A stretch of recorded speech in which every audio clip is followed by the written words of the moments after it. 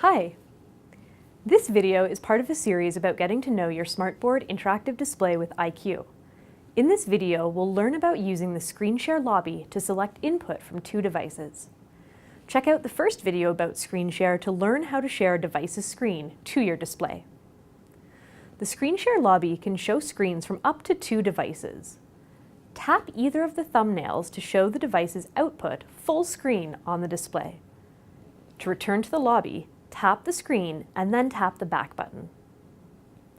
A useful feature of the Screen Share lobby is that devices can connect automatically and a thumbnail of the device's screen appears.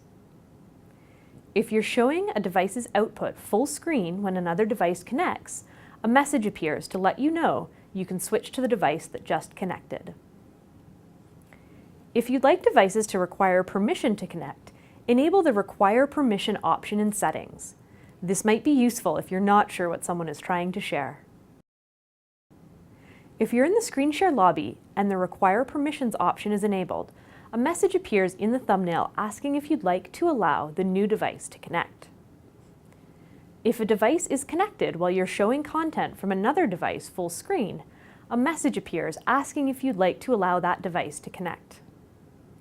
If you allow the device to connect, you can return to the Screen Share lobby to switch to it. Subscribe to our YouTube channel for more tips and tricks or visit smarttech.com. Thanks for watching.